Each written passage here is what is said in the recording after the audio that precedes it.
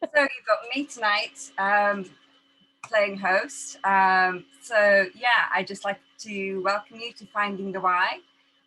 So if you're wondering what Finding the Why is, it's a community of artists coming together to build relationships and disrupt the elite systems. For artists, by professional artists, myself and Kirstie Tebbs. With weekly live stream podcasts talking everything about art. Strong opinions and honest talk from professional artists and guests. From predjudism to bananss duct taped to the wall to exposés, art challenges, current news, special guests, and more. So please feel free to sit back and enjoy this next hour. So yeah, thank you so much for joining us. And yeah, we'll just kind of crack on. And Kirstie, let me know how your week's been. My week's been up and down actually, because I had COVID last week, and you just wake up and all of a sudden it just hits you, and it's just so weird. On the days where you can be productive, you are productive, and on the days where you can't be productive, you're literally just there in the bed. Oh, I've pressed something. What's happened? Right. That's technology for you. And I found out that I am in a summer exhibition up in Doncaster, and I'm down near London. And today I got the phone call saying it needs to be mounted on boards, it needs to have mirror plating, and this, that, and the other. So, and it needs to be delivered tomorrow. So for the past few hours, it feels like panic, but organized panic of cutting up wooden boards and being able to find a way to be able to screw them all together, because my car is not very large and the artwork is like 2.5 meters over. So it's a lot of hard work, and I'll probably be working late into the night, but yeah.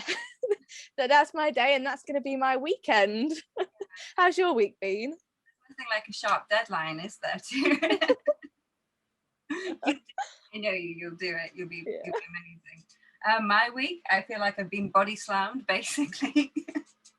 Work's been like really hectic, and I mean, I have managed to do some art. I've been out and about with my camera, so that's been great. And I've obviously been working on last week's art challenge. So, but that's pretty much as I've actually managed. The rest's just been meetings and mayhem, really. So, yeah. But you have to take that, I guess, because it's not always going to be sitting down and creating. So. Yeah. It's always also the other bit, the administration parts as well, which we all try and push aside, but it has to be done. Yeah, especially accounts. Yeah. That is definitely a later problem for me. Yeah, absolutely. That was a bit weird. Are you there? Are you? Yeah. It's a really dodgy picture in the bottom now. Right. Can we all see a white screen saying Finding the Why? Right. Let's go. Right, after all of that, our first news article today is about Boletto's view of Verona selling for £10.5 million, or that is, okay, I have the wrong number written down. Yeah, £10.5 million at a Christie's Old Masters sale in London. And it is the first time that he has had a sale since 1971. And it's quite interesting that it goes for 10.5 million at an actual Old Masters sale, because when there are loads of our Old Masters paintings going up for sale, usually they're splitting out their money because they all want to be bidding on all of them rather than everyone bidding on just one. Which I think it's phenomenal to be able to sell for 10.5 million. Absolutely. I mean, that was with fees as well. But I think even more amazing that there had been a sale at Sotheby's. And I think in that spectrum of the art market, they haven't really been reaching the anticipated price of the piece. And I think it was a day before or a few days bore Sotheby's had an auction, and the prices were right down, so they were absolutely when this one sold for the price it did. But yeah, I think last year the Old Masters sale had been cancelled, and they think everybody was just really rather eager to get it back in on the scene, and, you know, collectors wanted to sell on, and, you know, yeah, I suppose there were other circumstances aside from the price that were kind of driving that market. So yeah, but they were saying about the piece as well, you know, it was quite weird that everybody wanted it. It was like there's something about the ugly old tower slap bang in the middle of it. It wasn't just like a very kind of pretty picturesque scene. So yeah, it was quite unusual in that. Yeah, I mean, it was such a unique size of a painting for the painter, as well as the actual imagery. It's funny how people just want to buy it because there's this, for a lack of better word, bog standard tower in the middle of a river, rather than just one of those beautiful landscape sceneries that you see from all the other old masters.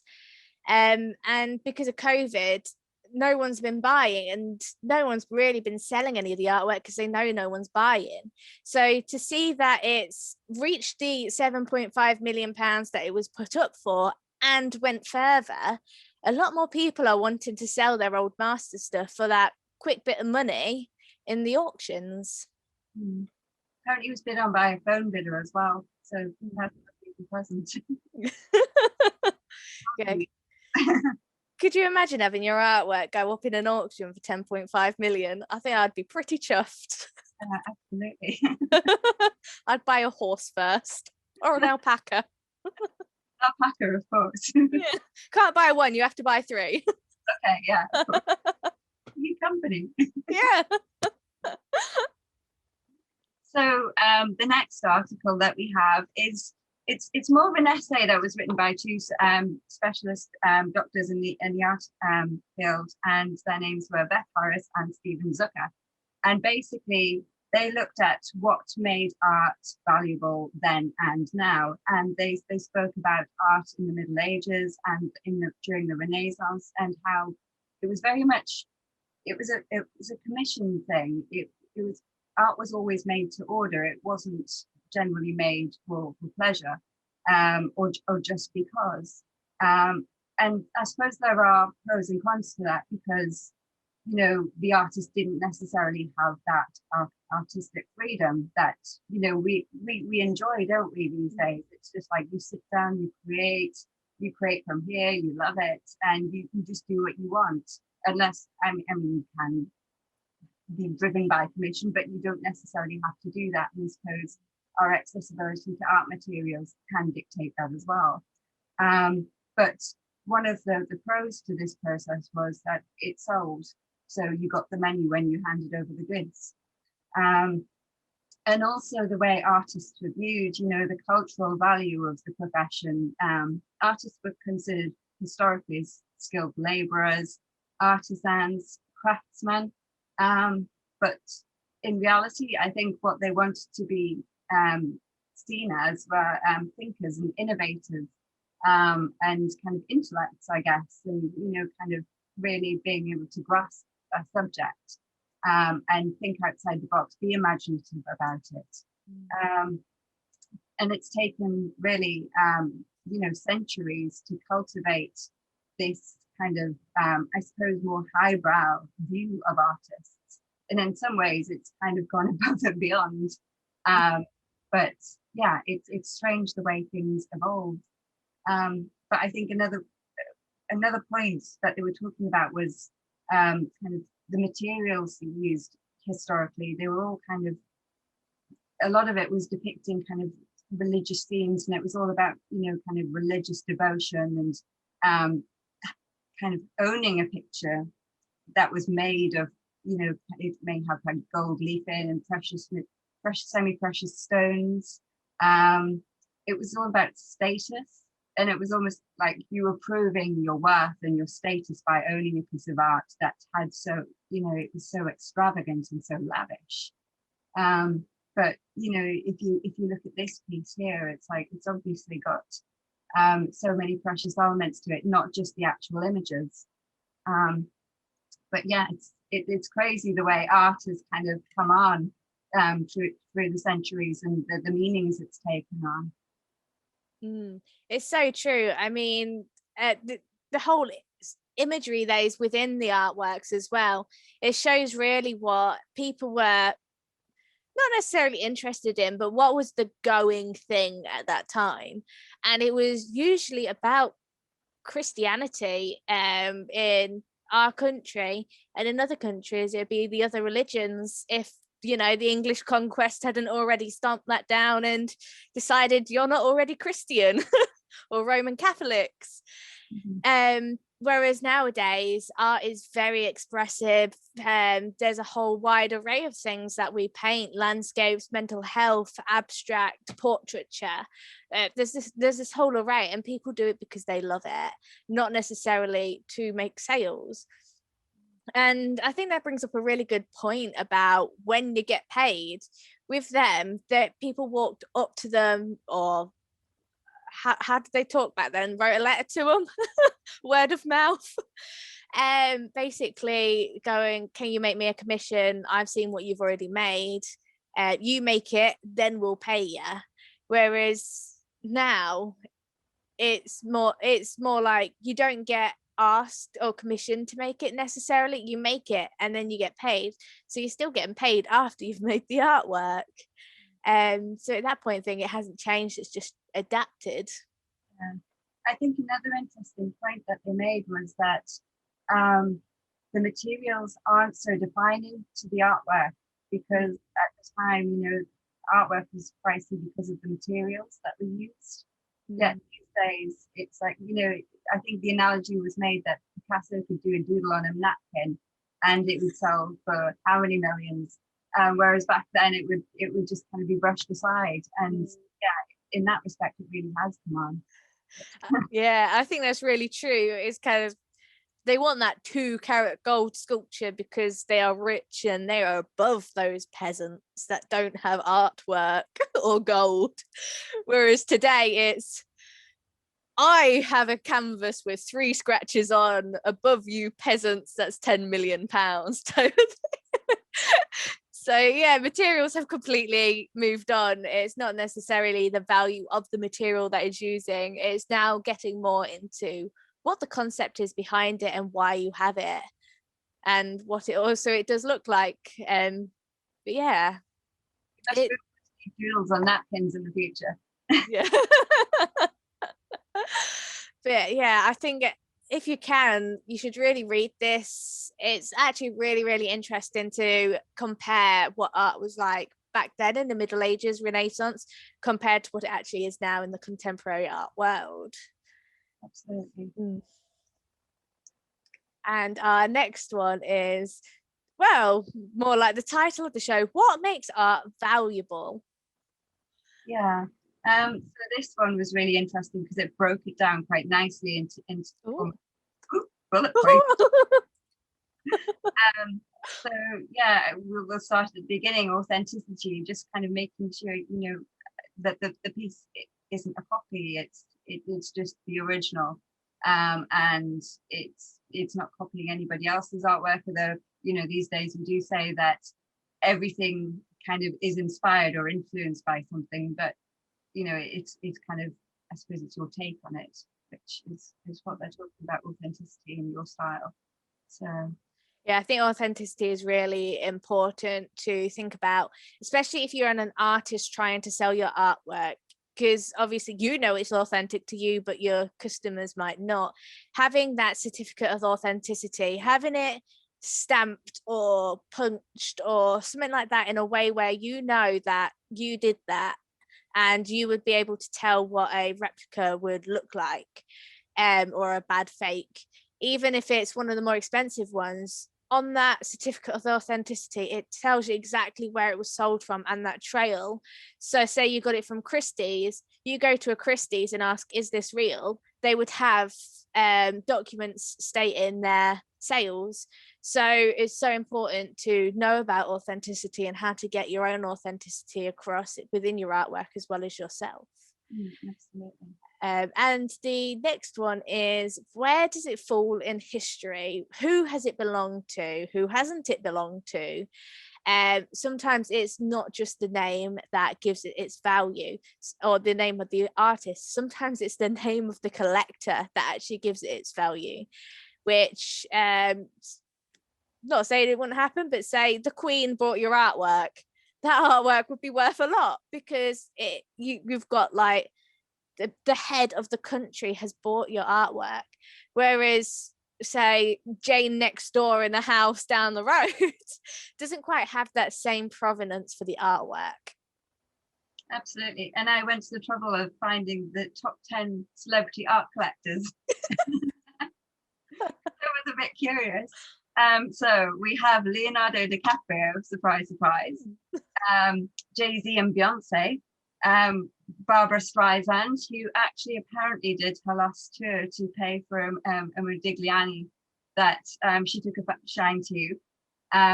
There's Ellen DeGeneres and her wife, Portia de Rossi, Sean Combs, who is of course P. Diddy, Alicia Keys and her husband are quite big fans of Brian Donnelly, and they have this great big massive wooden sculpture, and obviously Brian Donnelly comes under the name of Pause. Oprah is a big art collector. Elton, Cheech Marin, John McEnroe, who actually commissioned one of his favorite artists to do a piece on him and his wife. Madonna, who is a fan of Frida Kahlo, and she actually loaned one of Frida's pieces, My Bath, to the Tate, apparently. So as just kind of a rundown of a few. And I tell you who was quite surprising was Steve Martin. If you know, actor and comedian, he is a massive art fan and art collector, and he's a big fan of Canadian art, and especially kind of the artist Lawrence Harris. And he opened an exhibition of his pieces and kind of green landscapes and Arctic landscapes, and quite a metaphysical kind of theme to them. But yeah, there's just amazing kind of list. Well, I know exactly who I'm writing to when this is over. End of the podcast. But yeah, next one is condition, and this is actually quite a important factor, but the condition is so important because literally a rip or a tear could ruin its entire value. And the best way to look at it is like books, first edition books. They are so rare. They get a tear or a little bit of mold or anything like that. That has taken it from a 1,000, 10,000 book to literally, it could be all the way down to a $10 book. Like, it really can be as drastic as that. So taking care of your artwork. I am awful for this because if I have a studio space, my artwork will be everywhere and I will work on top of it, or it could get dirty or ripped. Or I used to do the thing of putting up my artwork in my studio with nails. Not a good plan. So just care for your artwork and care for other people's artwork, because you might damage someone else's value as well if you have theirs. Yeah, and actually keeping it out of direct sunlight, kind of, it seems a no-brainer, but not everybody's kind of aware that things need to be kept out of direct sunlight, and you know, the kind of deterioration after a while. And obviously kind of, you know, correct glazes that will protect the paint, and yeah, just know where damp. It's amazing how people have damp in their houses though, you know. It's so the next one is historical significance. So kind of, is it saying something quite poignant about its era and the time? Take for instance the Mona Lisa, which was actually a painting of Lisa Gherardini, and it was painted by Leonardo da Vinci. And he was actually in Florence. He was living in Florence at the time. So Lisa was actually the wife of a Florentine merchant. So, and I think one of the things about that painting was that kind of air of mystery her smile had. It wasn't a full-on grin. It was more of a kind of look of knowing, which kind of endeared a lot of people to her. But obviously, yeah, kind of, paintings that suggest something or have that kind of content of the time, obviously quite important indicators to the periods. Yeah. And popularity of the artist, if they are trendy, then people will buy it. So for some of the old masters, we covered this a little bit in the last episode, where in their time they weren't necessarily trendy, they were poor, they literally had to sell and scrape by to get art materials to be able to make the artwork to sell to buy more art supplies. At the time they weren't necessarily trendy because that it wasn't pointing to an era before or something that people really wanted, but they've passed, we've moved on, and we see that their artwork actually does hold a lot of the era, which suddenly brings up their popularity, which makes people want to buy them, which makes that all of a sudden the auctions at Christie's being 10, 20, 30, 40 million plus pounds. It's so important for that, like even more recently, those paint pours, all of a sudden that we saw them everywhere, everyone was making them, and the popularity of the paint pours and the cellular things, all of a sudden it just blew up. So it's also remembering what's going on in the times, because if you're not following the times, if your sole purpose is to make money, then if you are not following the times and the trends, then you're not going to make that money. Absolutely. Recognition. I suppose the more we recognize something and the more kind of we see it and the more it's talked about, that will actually, like the popular artist, it will bump up the cost of, the sale price of it. And as it's saying about Picasso's Cubist paintings, and they were very, very popular. However, some of his lesser known stuff and lesser seen stuff would probably get overlooked in auction. But it's funny this came up because I think, was it Leonardo da Vinci's sketch of a bear? Was it a polar bear or something? Can you remember? we read these. It's definitely a bear. Remember, but that went down a storm, and that's kind of one of them things. When we were doing this reading up, a painting would generally go for a lot more than a sketch, but this sketch still went for millions, I think. So.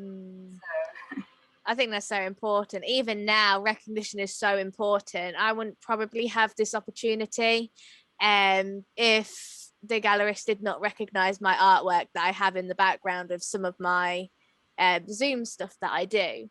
So, but if they probably looked at some of my other sculptural works or ceramics or anything like that, they wouldn't know it was me because they don't see that all the time. Whereas what I have in the background, they do. So it's put your art out there, get it recognized, and the whole point of that idea is do try and keep to a set style, but you don't have to keep to a set style. As long as the language is the same running through all of your artworks, you might not know that it's doing that, but it is. As long as that language is running the same, it will be recognized as a part of your practice. And development, because we all develop, we all kind of move through styles and periods of kind of doing things a certain way.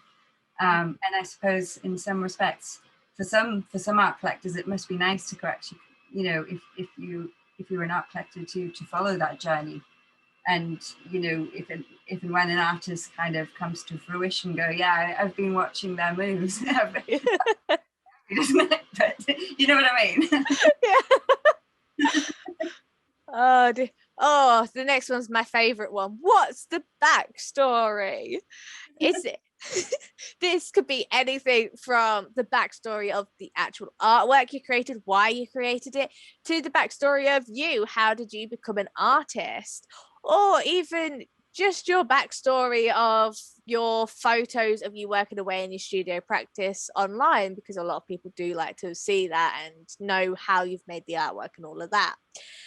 And it always brings to mind literally the first thing one of my tutors said to me when I did my BA in fine art. I walked into that room, the first thing they said was, fine art is who could bullshit the best. I will probably have to blur that word out, but a lot of it is quite true. You can find yourself, if you really want to be in a certain exhibition and it has a certain theme or a certain thing they're looking for, sometimes you twist the artwork description a little bit to make it actually fit the exhibition. And that might not necessarily been what it's about. Or even you make artwork and there is no real reason why you made the artwork. You just did it because you enjoyed it. But everyone is looking for, what is that artwork about? What's the concept of the artwork? Where did it come from? Where did you come from to make that artwork? Are you a refugee from another country that's traveled all this way, gone through hardship and scraped those pennies and pounds together to make the artwork? Or are you someone who has been homeless before and artwork saved your life? Or is artwork just something that you've enjoyed and that is a valid enough backstory for you to just say you make art because you enjoy it? Absolutely. So moving on to particular medium, I think there's been some debate over whether acrylic has been of lesser value than oil, and whether it's more technical and whether that can drive the price. But kind of that aside, we did find that kind of obviously work done on canvas is probably held with more value than work done on paper. But I suppose that's not exclusive. Again, it probably depends on which artist was responsible for the work, and if the art's really popular and really trendy, then it's going to sell for as much as. But obviously, a painting over a sketch would likely fetch more. You're looking at the size of it and indeed the quality, the craftsmanship involved in it. And again, an original piece is going to sell for more than a print or copy. And there are many, many copies and prints out there, as we know. So that's so true. Medium is really important to factor into your pricing guide, because there is those conceptions. And I guess what it is because the materials are more expensive if you use a canvas rather than paper or oils instead of acrylics. But that doesn't necessarily just deem the entire factor. As you can see, the actual medium is one small factor of what you do for your pricings. And then it brings us on to colour. And I laugh at this because we read a fantastic article about the colour red. Because historically, red has actually cost more, even though it's quite an easy colour to be able to make naturally, not the synthetic reds, but the natural reds. But it's just a sign of power, of love, of money, of richness. Reading that article, you could literally just see a collector laid there just rolling around in the color red. I think basically saying red is the color of sex, and sex sells, so sex equals money. And it was kind of quite funny because Kirstie and I both have a thing about people who try to sell their artwork in their bikinis, in that we would never do that. So we're going to turn up one day in our bikinis and sell the show. Yeah, why not? But that is actually a really important point to put across. If you are selling your artwork to the public, you want to get naked, not gonna, whatever you want to do. If you have it on your professional Instagram or website that you are giving a gallery or a very high-end collector, they probably won't buy it. I had a message from a lovely young woman who wanted to see if I wanted to commission her artwork. Fantastic artworks. But you go through her social media and pretty much every single picture she was topless on. And it then becomes this awkward conversation, because it's not necessarily deemed professional. You want people that you put out there for that sole reason, because they will also represent you and your name, not necessarily just them and their artwork. So it's very important. Just think about how you come across. Although it did make my day coming across it. So I suppose you've got to ultimately make that decision of what do you want to be taken seriously for, and do you want to be known for your body and your looks, or do you want to be known for your skill and your talent and what you bring to the field? So yeah, I suppose it might be different for everybody, but it's just something to bear in mind again. Yes. So next thing is subject, and historically there are some things that have kind of gone down better than others and sold for more. So we're talking kind of beautiful women over men, because they're more aesthetic. I don't know, just maybe it's just one of those things. Sunny landscape scenes over dark and mysterious, gloomy. I don't know, that for me, and I suppose this is very individual, there is something really kind of drawing about the mystery of stormy skies and stormy seas, and more so than calm. I mean, we all love to go on a nice sunny day, and it's a joy to look at kind of visually, and the colors, the different colors that are used in it. But equally, kind of that darker element does have something kind of quite drawing. I don't know whether that says something psychological about me. But I do think that's really important. It's just subject is very subjective. Oh, that's quite subject is subjective. But it's true, because it's also what is the subject to the medium. If you had oils, sunny landscapes do usually sell better.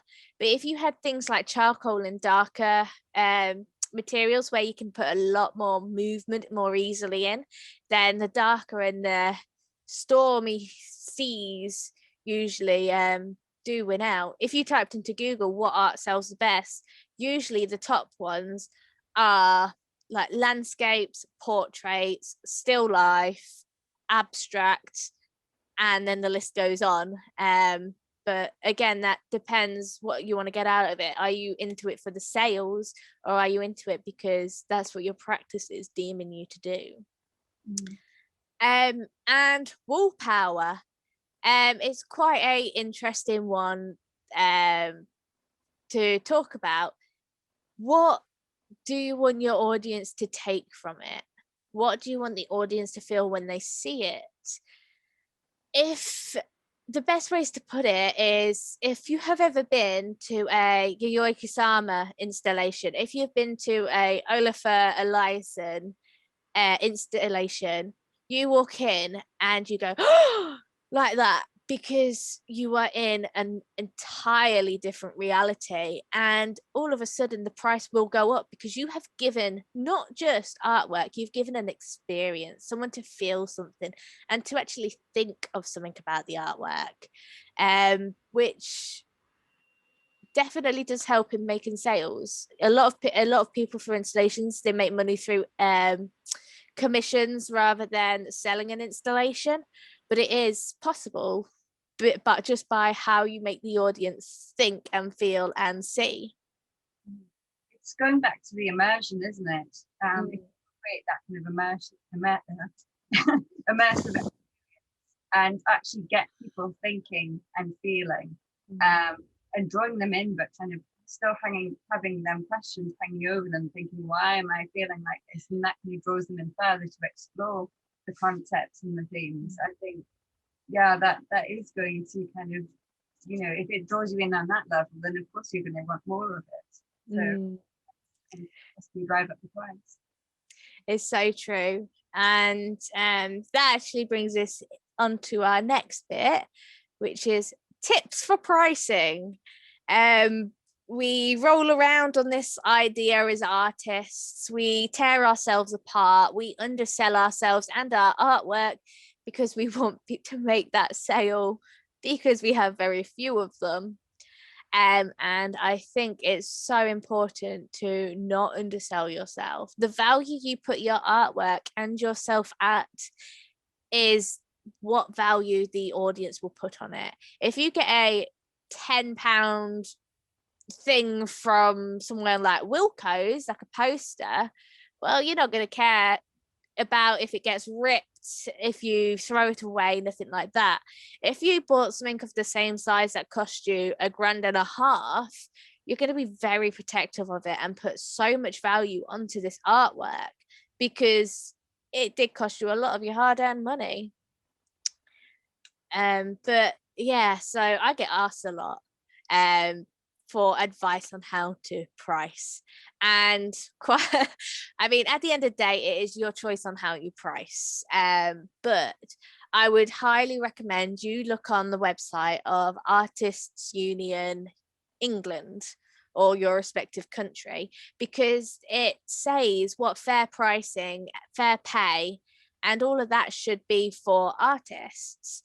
So the best structure that's ever worked for me and artists I have suggested it to is do not use the price per square inch, because each square inch is going to take you different lengths of time. You're going to do 1 square inch here and it will take you 5 seconds. Oh, you've just made £2 in 5 seconds. But you do a square inch over there, that could take you 5 hours, depending on how detailed you're making it. Maths is not my strongest suit, so £2 in 5 hours doesn't really sound worth it to me. So the structure I always say is materials plus hourly wage. If you don't know what your hourly wage should be, well, ignore the minimum wage. In England, for my age, it's something like £6.39. And I've got almost a decade in the art world, so I'm definitely not selling my artwork for £6 an hour. The suggested starting for graduates or people within the first 3 years of their art practice, art career, professional artist, however you want to say it, is at £26. And for 10 years plus in the art career is £37 upwards. So do take that into mind whenever you are applying for funding, whether people are commissioning you, whether you are trying to sell an artwork, your hourly wage, do not take less than your value and what is suggested.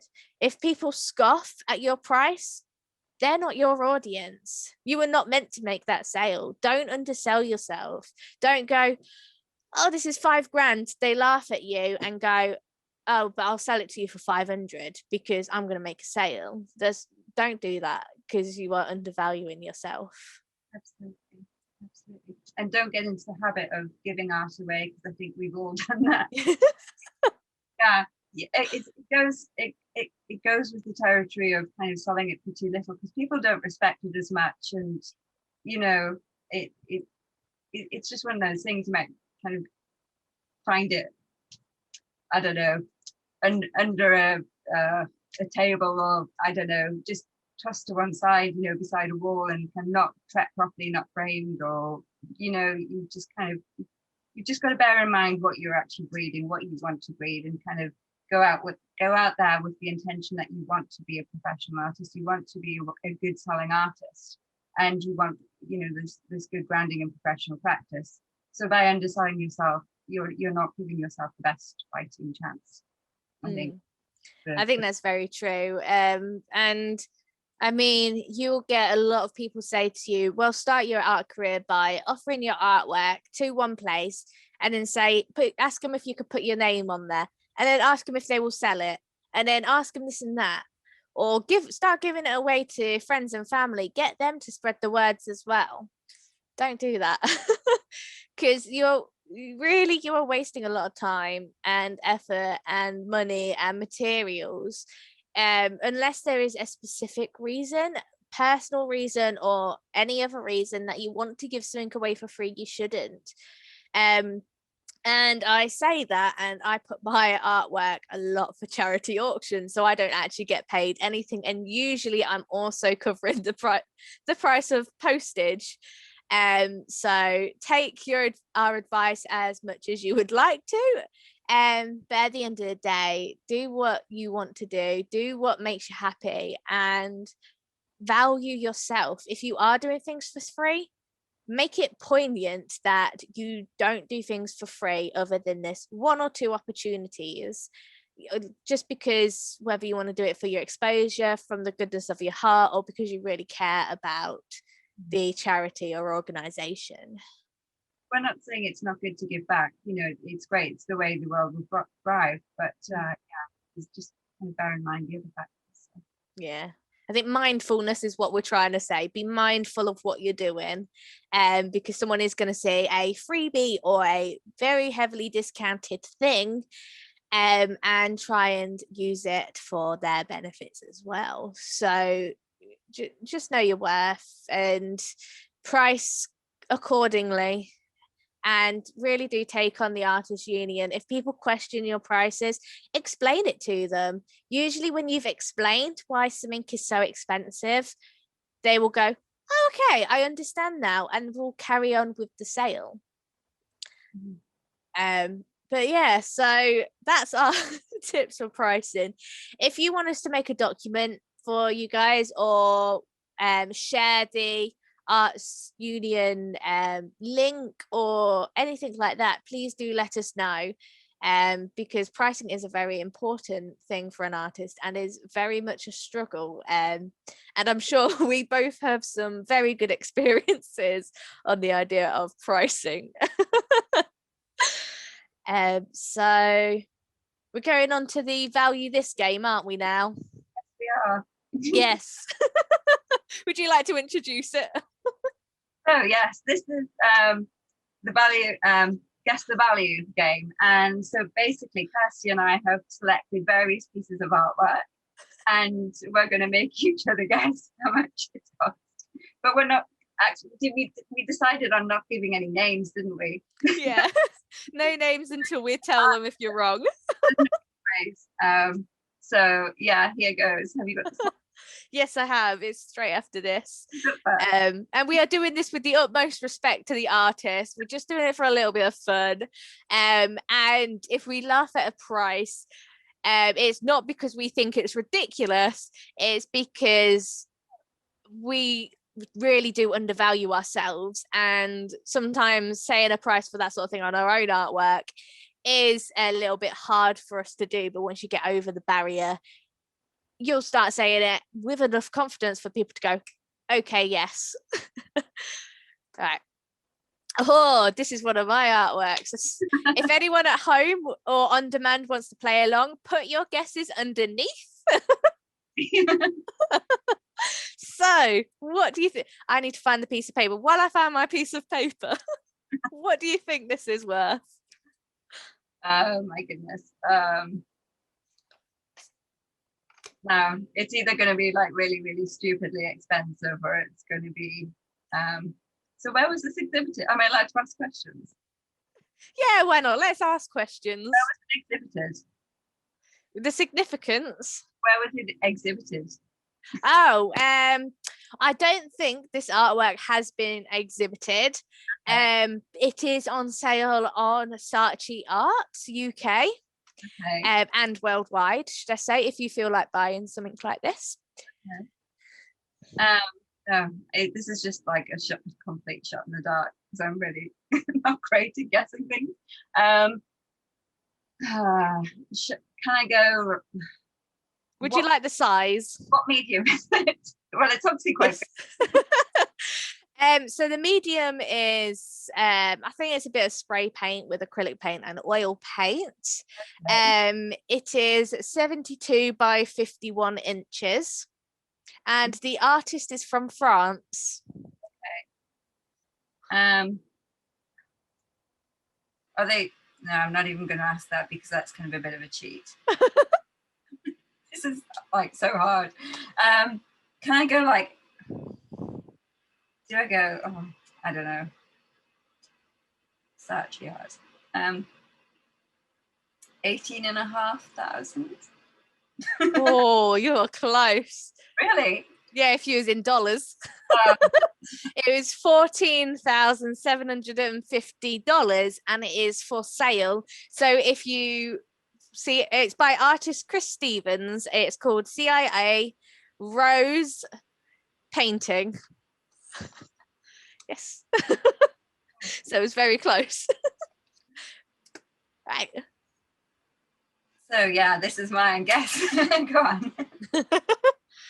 I'm gonna have to ask for the size. Do you know the size of it?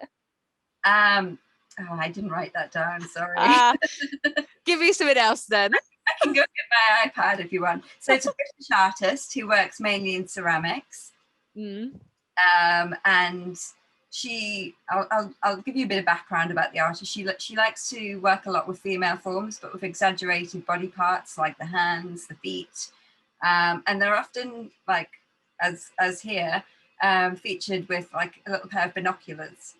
So it's very often kind of the theme of, as human beings, kind of constantly searching for answers, kind of, like trying to find our why, why, and kind of, the reason for being and feeling fulfilled. And I can go and find the dimension. It's all right.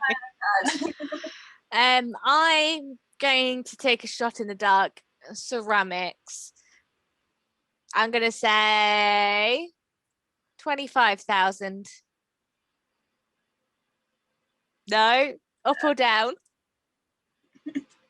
Down. 550 quid. One extreme to down. Or 25. I give up. I've had cards going higher, lower.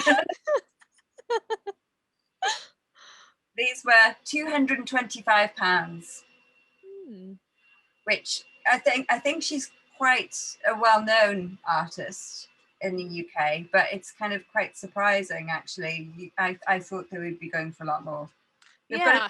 I suppose it's obvious to say they have a bit of Giacometti about them, but yeah, I have to say, I think it's that idea of Giacometti that has made me think it's so much higher. It's quite surprising that it's affordable, which is not a bad thing. Because now I'm thinking I really do like them. Maybe I will find it. Yeah, absolutely. Oh, this one's a good one. So where was this exhibited? Did not say again. Okay. But it is a Canadian artist. Okay. This is 5.5 by 7.5 inches. Okay. And the concept behind it, or did it not have a backstory? It didn't have a backstory. I really searched really hard to find the backstory for this piece of artwork. But the artwork is called If You Only Knew. Okay.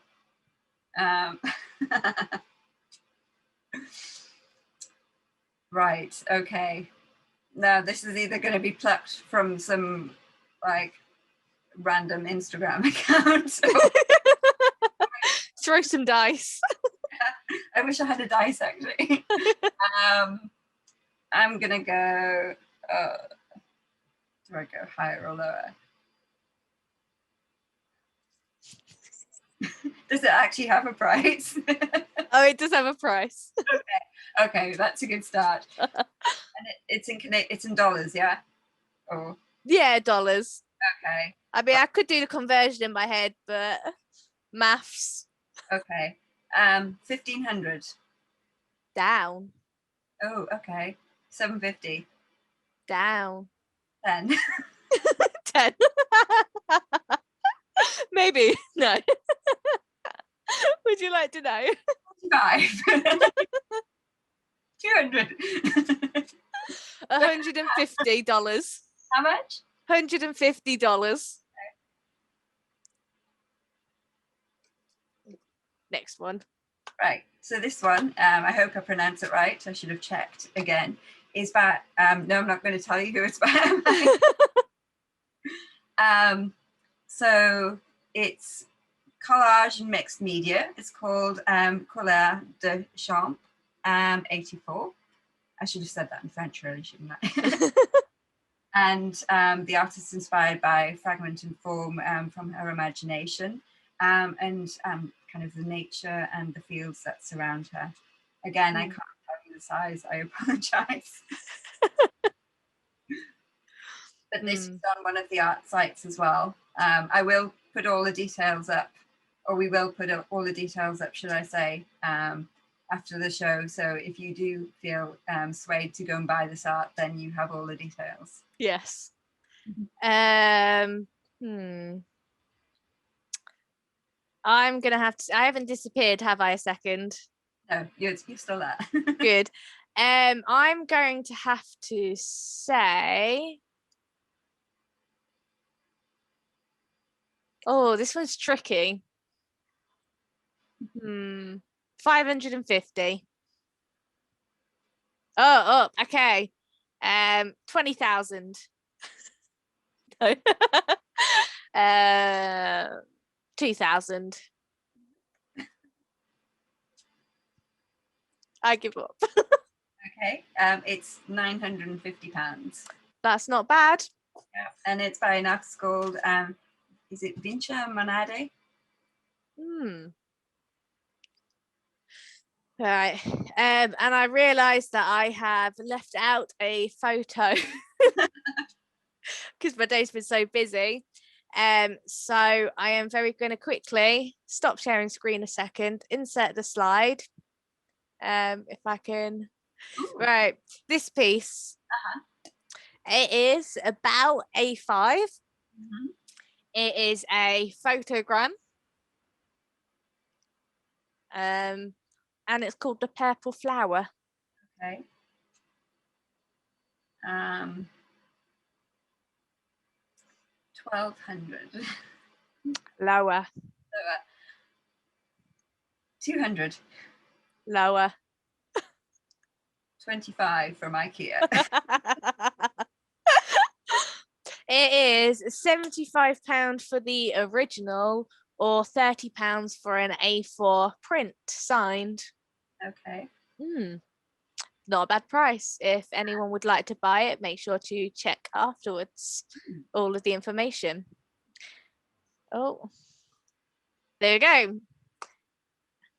And our final one. So this was by a UK artist, and it was, I suppose it's kind of its essence about kind of what goes on in life, and kind of, you know, the cuts and the bruises that you attain, but kind of trying to look within to find that inner child.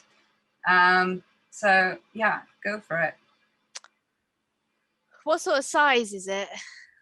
It's again. Oh well. This.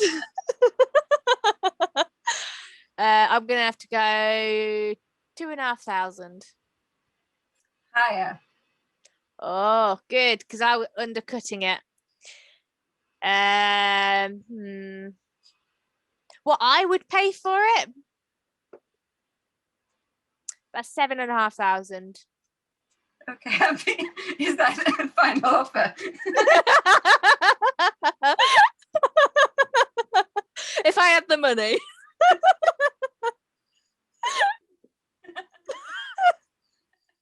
How much is it worth? I'll take that, Kirstie.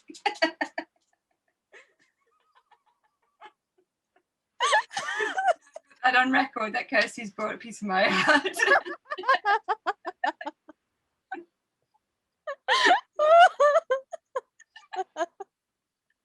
I'll send you it for the post.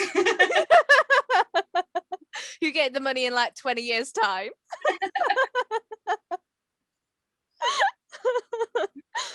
Go, how much is this one worth? Price your art, in whatever way you want. Play this game with people, and whatever they say, sell it for. Oh dear. I can't believe you didn't realise. I completely forgot. I was like, oh, I forgot this picture for the slideshow. I should have gone higher. Yeah. Keep going. Priceless. Instead of being auction. So now the value of this is now 7,500 if anyone wants to buy it afterwards.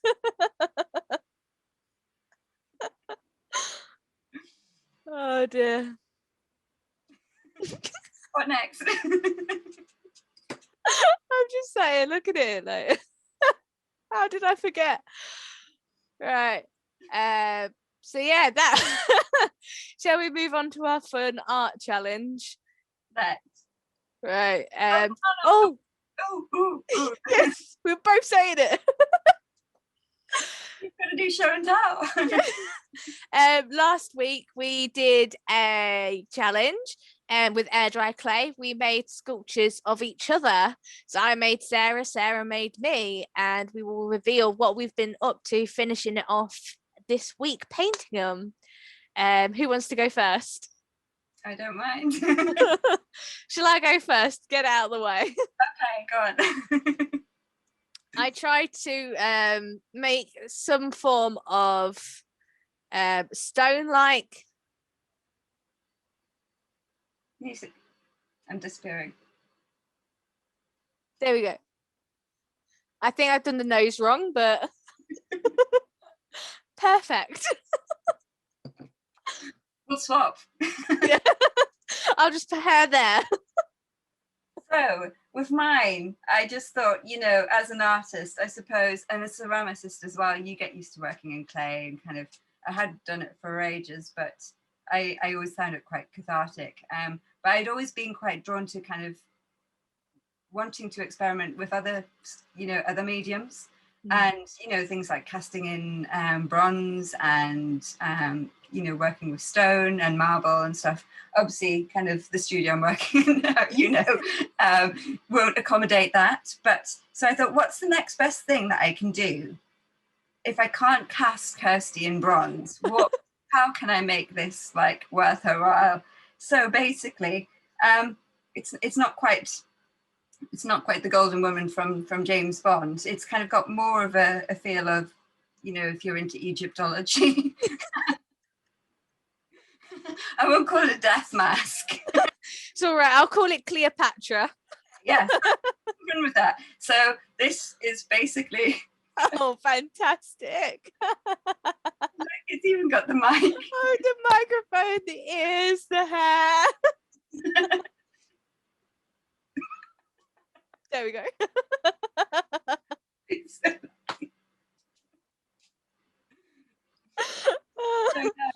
That's Kirstie. Oh, I actually love it. I think that is fantastic. So tonight. Oh dear. It's that time of the night where we don't stop giggling now.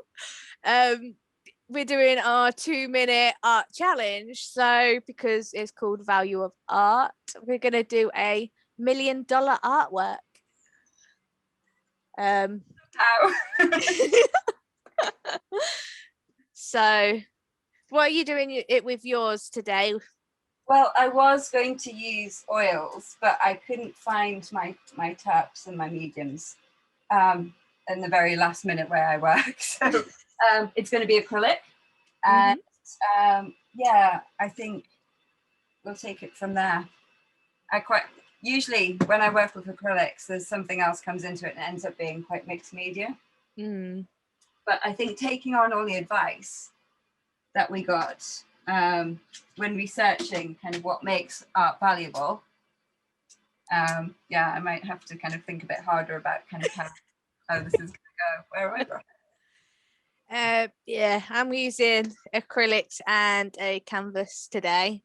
Right. I got worried that I didn't own any canvases. I couldn't find a smaller one. It's all right. Mine will be more expensive. One of clay last week. We are never on the same wavelength. Do we have music this week? We can do. I'll have to shrink the screen. It might be a bit random. That's all right. If anyone is watching this live or on demand, please do feel free to create your own $1 million artwork. We will not be selling it for $1 million, but if you want to put it to Kirstie's and get them to sell it for a couple of million, you are more than welcome to try. Is there anything in particular you like, music-wise? I think something upbeat. Upbeat, pop. So I'm just going to the genres here. Oh goodness, Hot Hits UK. Yeah, let's go with that. Totally not what I'd normally go for. We'll get some in. Habits by Ed Sheeran. Yeah, let's have that. Oh, love a good bit of Sheeran. There we go.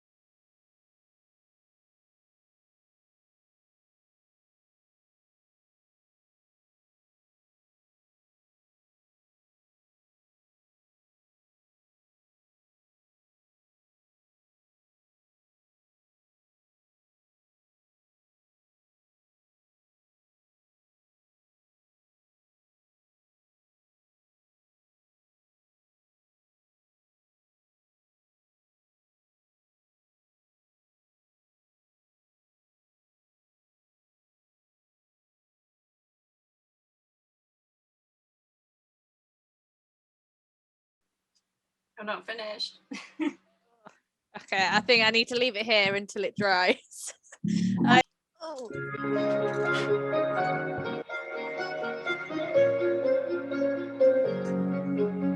Right, I think I'm done. Right, 2 takes. I'll turn this music down. I'm sorry, but I wish you the best, and I don't hold no. Or even off. Just off. In that time, I have managed to knock everything over around me, and I feel like a 2-year-old.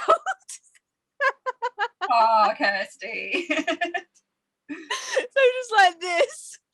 And I didn't have a paintbrush, so I used a fork. You should have said I've got tons here. I'd have sent you some.